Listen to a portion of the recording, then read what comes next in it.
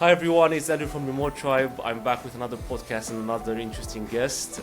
We are a digital nomad blog and community for remote workers and nomads all over the world, and we're trying to educate people and help people to work wherever they want to and have an amazing travel life. So I've got an interesting guest today, a fellow blogger. Her name is Marina, and she's currently in Vietnam. I think she's a fellow blogger, and also she has a really cool and very interesting Instagram channel. So she's more like a vlogger now as well. So Marina, how about you introduce yourself and tell us a bit about your story and how you ended up in Da Nang? Thank you for having me. And so I work in organic marketing. So mostly I do like SEO, social media, content creation, strategies, and all those things. So I ended up in Da Nang because I wanted to check it out because it's becoming a digital nomad hotspot, and I have a lot of friends who visited Da Nang, so they told me a lot of great things about the city. So I was in Thailand, and I just wanted to check it out and to see it myself. So, and I love it spend here. a lot of time in. Yeah, of course, like a lot of us. So tell me, how do you find against Thailand? Because you did spend a few months in Thailand, I know that for a fact. And how do you find that against Thailand? That's a great question. So, I must say Thailand is my favorite country in this world, so it's kind of hard to compare. But if comparing to Chiang Mai, I would say that Da Nang is a prettier city. It has a beach and more relaxed lifestyle. So, I would say digital nomad community is smaller, but it's growing, I would say. So, I like it here, and it has amazing coffee culture. Vietnam is actually the second largest producer of coffee after Brazil. Correct. So you got a lot of types of coffee and a lot of cafes. So that's the thing I love most here. Yeah. I have to agree with you. So I think Korea has great coffee as well. I just came back from Korea, but I think Vietnam for me it's the best coffee in the world. Like that black coffee with ice, it's unbelievable. So I suggest people to go and ask for some black coffee with ice. And indeed, the coffee culture, the cafes are fantastic. Like the design is just out of this world. It's something very special. They're crazy about the cafe designs. So I would encourage I'm now in everyone a to go cafe. You to can cafes. see the design behind me. Like it's really it's beautiful. Yeah, And plenty of options. have you tried egg coffee? Yeah, of course. It's too much for me because I like the black coffee. I like the taste of strong, tasteful coffee just to feel the nuances. When they mix it with egg, it's more like a latte, and it kind of loses that charm for me. So True. I did try it, but it's not my favorite. That's Cool. true. Indeed, like I know there is a lot of stuff happening in Da Nang. There is a festival this year. I think you're gonna miss it, unfortunately. There is a Digital Nomad conference in March in Vietnam. I might be there. I'm not sure yet, but just so people know, there are things happening in Vietnam already. Apparently, there's a really big expat community there with a lot of networking events and things like that. So talking about that, Marina, how do you socialize there with other nomads and even locals? Like, do you go to events? How do you network? Actually, it's quite easy to meet people here. There are a lot of meetups. There are events, I think every day, every single day. Like Facebook groups, Da Nang expat groups. It's easy to find events there as well. Then also just to go to a bar and meet people. Or there are also Latin dance nights, and a lot of meetups here. I find it, I think, even more than in Chiang Mai. Well, I'm not that's sure, but something. I find it like more things going on here in that term. But did you manage to? Is it easy to talk to locals, to Vietnamese people? Do they mingle? Or Actually, I met one girl through a Facebook group. She organizes meetups to connect locals with digital nomads. Great. So I met her, but it's hard to connect with the local people because not many speak English, the unfortunately. language barrier. Yeah. So that's quite hard. I see. Yeah, That's what I noticed there as well. It's I think there is still a barrier, but I've heard it's still better than Korea or Japan, for example. So Yeah, definitely, yeah. so would you recommend people to go on Facebook groups or nomad.com, or where would people find groups online and meetups? Um, the Facebook groups, Da Nang expats. Then, since I have some friends who are here now, Yeah. and they also send me the links of WhatsApp groups. There are many WhatsApp groups, like all kind of. So I'm not sure where they can. I'm sure that there are some links if they search in a group Da Nang expats or some other Da Nang groups, they will find it. Because We'll I got definitely gonna leave links, some so links. yeah. Yeah, Yeah. we'll please send me the links. I'm gonna leave them in the description so people can Yeah, sure. can go there and make friends in Okay, Da I Nang. will. Awesome. And Marina, how is your like typical day in Da Nang? Because you still have to work. I guess you work evenings maybe, or what's your routine? Because you know we need a routine, so we're still working. So how Yeah, do you go that's about that? true. So I mostly work in the evenings, at night. Depends. If I go out on certain days, then I work in the morning or afternoons. But yeah, so I just have breakfast, coffee, and then I start working. I usually go to bars, cafes, or just work from a hotel room. And then depends on the weather. Sometimes the weather is like not so good. Usually, since I arrived here, it's been raining almost every day, so it's kind of not as I planned. I wanted to explore more, but I couldn't. So yeah, I just mostly like working and meeting people.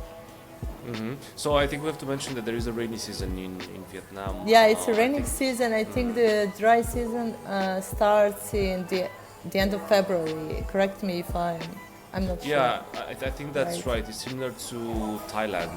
I believe it's Yeah. more or less the same. I was lucky enough to go there in the dry season, so I barely caught rain. Lucky me. I don't think I Actually- was aware. Yeah, but Thailand is like a dry season. Depends where you go in Thailand. If you visit to the islands, yeah, maybe. But if you go to Chiang Mai or Bangkok, dry season starts already in October, right? Yeah, that's right. Yeah, And so the weather definitely is- Yeah, sorry. they definitely check out the seasons in Vietnam and Thailand. It doesn't really rain that much, I would say. I initially, like years ago, I thought it's like raining every single day for a lot of time, but sometimes it doesn't rain, sometimes it pours for a few Yeah. hours and that's it. So make sure that you check the region where you go. Usually, that's one advice I have, Yeah. because also these countries are slightly different in terms of weather. Yeah, that's true. I find I met a lot of people here. They expected Thai weather, like Yes. the same weather as in Thailand, and then when they got here, they were like disappointed. Oh, because it's so like gray and gloomy, and a lot of it rains a lot. So I think also it's colder. It's quite Then, like much colder than Thailand. So yeah. Thailand, yeah, that's what I've heard as well. Again, I wasn't there in the rainy season, but I know it can get colder. And also, I think Japan and Korea are on a different level. I don't think they have so much rain. So yeah, you definitely have to check out all these countries because it's slightly different in terms of weather. Yeah. If you want to travel around. True. Marina, and how do you find your accommodation? Do you like to live in hotels, Airbnbs? How was your experience, and where do you find them when you travel in Vietnam? Yeah, okay, so in Vietnam, in Da Nang, I'm staying in a hotel now because I'll be here for a month, not longer, so I didn't want to rent an apartment And or they're very something long affordable term. as well. So what They're I would so suggest. cheap. Yeah, I would suggest usually stay in a hotel because you've got the service included. They change your sheets and all these things. A hotel is a hotel, so it's fantastic if you can stay there. Yeah, true. And the hotels are so cheap here that in the end, yeah, it's worth it. I think you don't need even to look for an apartment. You can expect to pay like maybe can get if you book a hotel like directly. If you don't do it online, you can get for maybe $350, $400, depending on on the room. So And I guess that's a 3-star hotel at least. Yeah. Yeah, it's so expensive. So affordable. Yeah. So yeah. That sounds to me like Chiang Mai, where I remember I lived in a hotel. It was a bit off season, but that was about 300 euros a month, and it was a great hotel with a swimming pool. So this is the type of stuff you afford in Asia and you can't afford in Europe. So yeah, living in a hotel for a month is insane. It's absolutely insane. Yeah, I think now Da Nang is the cheapest place that I stayed in. Like accommodation. I find it cheaper, much cheaper than in Thailand. Especially Thailand this year got so much more expensive than the last year. Or Chiang Mai is like it was hard even to find something there. So yeah. Yeah, they did have the conference. I think it's now in January. So I think Chiang Mai is absolutely packed at the moment. Yeah. And also they've got the new visas, the destination Thailand and the LTR visa, which is quite easy to get. I would say that the destination Thailand. So I think we've got even more people going to Thailand now. So go until it gets really expensive. That's my advice. Yeah, I have a lot of friends who got that 5-year visa. Yeah. Yeah, indeed. I'm going to leave a link to that as well, by the way. So I think it's a very interesting proposition from Thailand. I think it's one of the best visas in the world at the moment. Yeah, probably. So Marina, so we talked about accommodation, and usually, so you said you book with the hotels directly, yeah? Yeah. How about working? So you said you work from your hotel room or cafes. So how much would you say you spend? I guess you eat there as well. You eat out most of the times, right? I eat out all the time. Yeah. I don't cook. I don't have even kitchen. Yeah. And how expensive is it can you give us some price points for coffee, drinks, food, so on and so forth? Okay, so coffee usually costs around $2 maybe. $2. Maybe $2.50, depends on the place a bit. Food, you can have a meal for $4 or $5.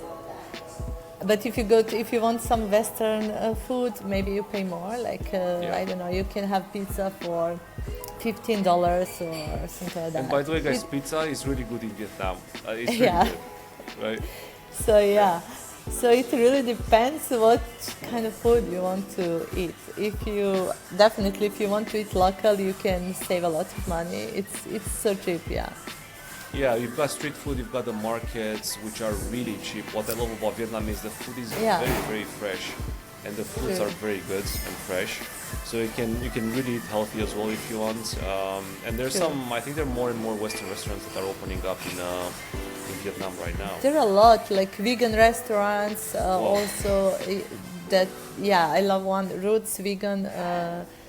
It's called Roots Vegan Cafe. It's really nice. There are a lot of like digital nomads there, and it's great for working, fast internet, and great food. There are many options here. I love it because so many restaurants, cafes, a lot of options, really. That's right. Yeah, it's good because you don't have to go necessarily to a co-working space. We talked about this before the show, but it seems like in some country in Asia, especially in Vietnam, you can actually stay in a cafe for hours. You can have a few coffees, you can have some meal, and that's your office basically. Yeah, true. And that's how a lot of people.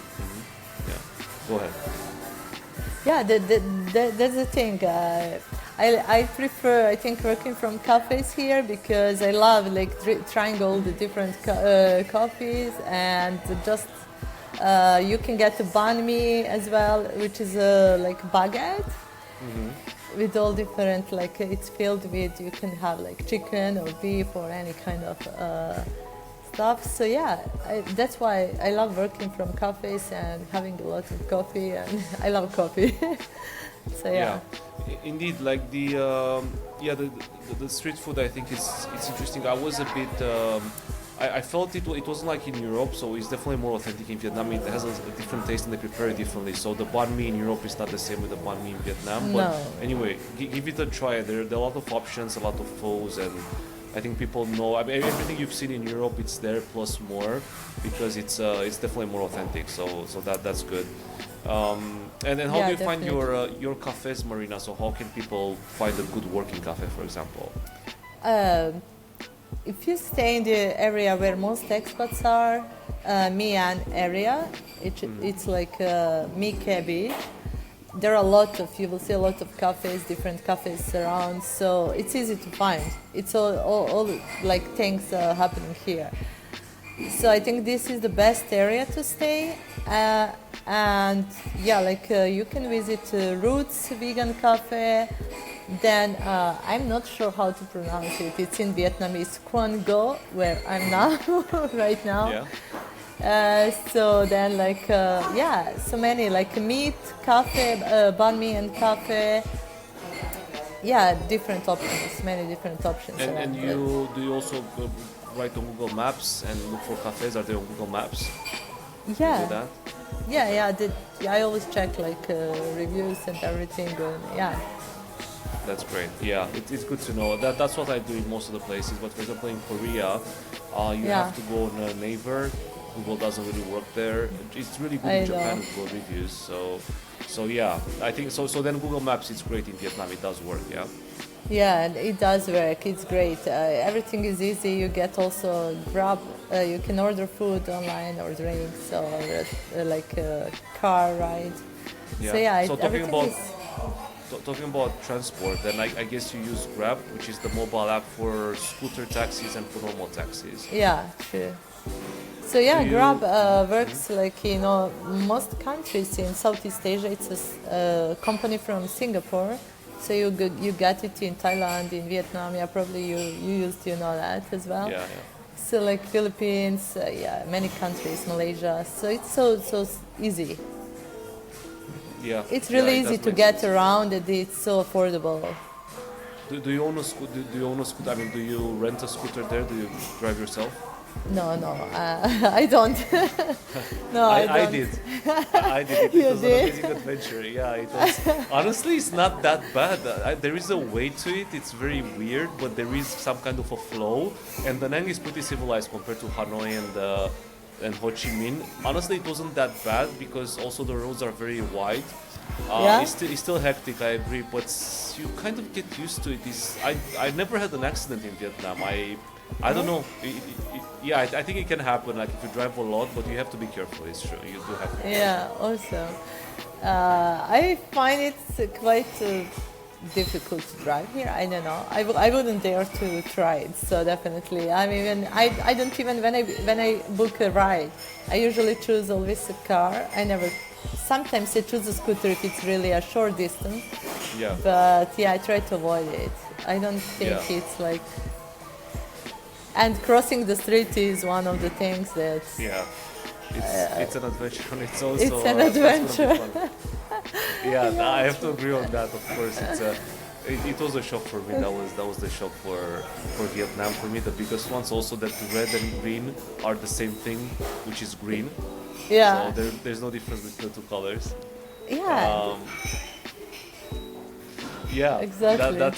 that's really fun. So it's one of the fun places of Vietnam. And so Marina, in terms of like the vibe and the atmosphere, I've seen a lot of vloggers lately from Vietnam. They had some issues, some kind of safety issues, like some locals were a bit aggressive, or they had issues with the neighbors in their Airbnbs. Did you encounter that? I'm really curious if you had any kind of bad experiences in Vietnam so far. Not really. I find Da Nang to be a totally, completely different world when compared to Hanoi or Ho Chi Minh City. It's so like a laid-back vibe, and locals are super friendly here. I don't know. I was like quite surprised, I must say, because I was in Hanoi 2 years ago, and Ho Chi Minh City, I didn't like it because of the traffic, and yeah, also was hard to connect with locals there. Even I don't know, maybe here I think they smile more, or they are more similar to Thai in these terms. So I think it's the sea and the water that makes things easier. yeah, it can be probably they look like more open-minded. They're different, friendlier. So yeah, I didn't have any issues here. I think so far I had a great experience. Yeah, that's true. That's also what I felt in Da Nang. It's quite laid back, and the people are friendly. I didn't have any issues there. In Hanoi and Ho Chi Minh, I must say that it's just super busy. It's not necessarily. It looks safe as well, but Yeah. it's not that friendly, and yeah, it's hard to connect because everyone is super busy, just like any other big city. So Yeah, it can be. yeah. Yeah, but honestly, so far from what I've read and experienced, like Vietnam is a pretty safe city, and you're also a solo female traveler. I guess compared to Thailand, is very similar. Like, what's your experience in terms of safety as a woman? Yeah, I can compare to Thailand definitely. Yeah, I think it's quite safe. I feel safe to walk around at night or any time of the day. Yeah, at night it's safe. Yeah, I think probably the same. I don't know, but also there's one thing that it's like in Hanoi there's pickpocketing and all those like Oh, really? petty I theft. was Yeah. Okay. Okay. Hanoi and Ho Chi Minh City, yes. So I have some friends, they got robbed there also. But those things don't happen here in Da Nang. Da Nang is super safe, I think, yeah. Yeah. So Interesting. it's, Okay, it's good to know. so different, I would say. I would compare it to Thailand. Safety is on the same level, probably. Yeah, what I love about Vietnam as well and other countries in the area is that people are really non-aggressive compared to other countries in Yeah. the West. Everyone minds their own business. They don't really look at you. Everyone is very calm and kind of polite, and they mind their own things. So they have a very non-aggressive culture in Thailand, Vietnam, Laos, and I'm not talking about Sure. people sending you stuff. Literally, just like your ordinary person doesn't really bother you at all. Yeah, it's so true. Yeah. That's It's why I very love nice. Southeast Asia as well. Yeah, absolutely. And Marina, so how about the visa? So I know they increased the length now for a 90-day visa, tourist visa. So I think for a lot of passports in the world, you can stay in Vietnam for 90 days. Is that Yeah, true? I mean, are you experiencing that? Are you on that type of visa right now? Yeah, you can apply for e-visa, like Yep. You get 90 days. You can apply for, I think, single entry or multiple entries. Yeah. So it costs like single entry is like $25 and multiple entries $50. So yeah, I'm on that type of visa. And It's the process really is online, and how difficult was it? it's easy. It's like I think I just need to submit my no, not even flight ticket. I don't remember even now. Like not return flight. They don't even ask you. They just ask you the entry point. Yeah. You need to and like exit point, which can be different. Doesn't matter. Yeah. Where you are gonna exit. So yeah, they just ask you like a hotel where you're gonna stay, or just to add an address, and yeah, that's it. I think it was easy. They don't really ask for almost anything. Yeah. So yeah, it's easy. Did you need a specific amount of money in your bank account to prove that you No. can maintain yourself? No, they don't ask for anything almost. Yeah, I just like to give them an address where you're gonna stay, and that's it. And the flight, when are you gonna fly there? So Okay, that's it. That's great. And I Yeah, think it's the easy, Nag like has- 3 days. I got it in 3 days. 3 days. Yeah, it's Okay. it's like We're gonna really leave a link to the e-visa portal as well in the description, so people have that too.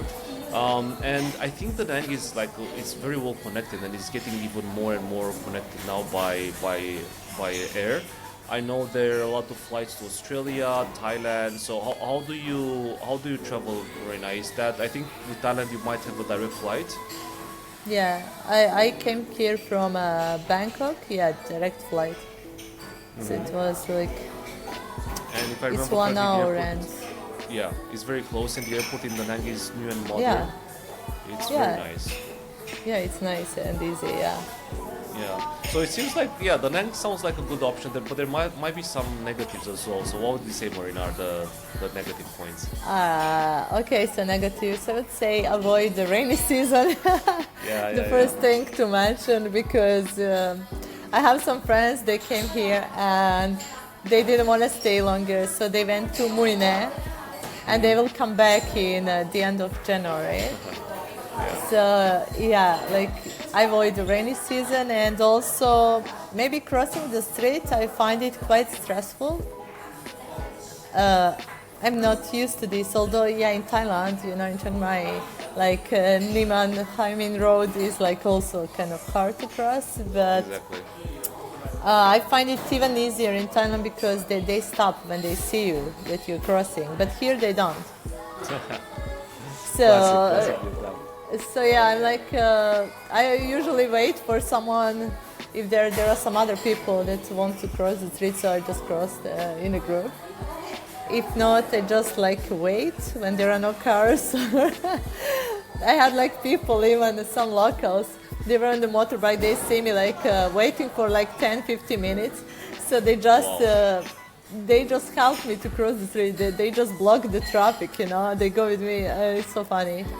You see But that? yeah. That's why you drive. That's why you want to drive a scooter. So you're part of the traffic. You don't have to- Yeah. True. So yeah, crossing the street and the weather. I think there are no like other downsides. Of yeah, I wouldn't say there are any. I guess cons one of living downside here. I kind of see there is that people don't speak English that much, so they do Oh understand. yeah, right. But it's hard to kind of connect. That's one big thing about Asia that I kind of miss is English. But I can understand, they don't have to speak English. They live in their own True. country. So, but it's just it is Vietnamese is difficult from that perspective, I would say. But I know there's a lot of investment pouring into English teachers in Vietnam. And there are a lot of people going to Vietnam with English jobs and to teach the locals. So I think that's going to change very soon because there's like a governmental plan where they pay teachers and private schools to teach people English. They understand how important it is for the economy. So I think that's going to change. So don't be put off by that. I think the future is bright for Vietnam anyway. From a lot of Yeah, perspectives. definitely. I find it much easier to get around than in, let's say, Korea. I mean, you can Yeah. just manage to communicate with people somehow. You will always find someone that speaks some basic English. So it's like, yeah, definitely easier. And you're right about the English teachers. There are so many like English teachers here. Like from, a lot of people teach English. I think there's a high demand for English There teachers is. here. Yeah, which means that there is interest in learning English, and that Yeah. means opportunities, that means business as well for the future, which is Yeah, good it's for true. everyone, I guess. Yeah, you're right about Korea. So my experience last month, 2 months ago actually, it was the same. It's very hard to speak with anyone in Korea. I was surprised. I think actually in Vietnam it's easier to manage with English than in Korea. I agree. Yeah, definitely. Did you yeah. like Korea? Did you stay in Seoul or somewhere else? Sorry, I lost you there. Where did you stay? Did you stay in Seoul or I somewhere was in else? Seoul. I was in Seoul most of the times because there's so much stuff to do, and I just wanted to Yeah. cover Seoul for a month.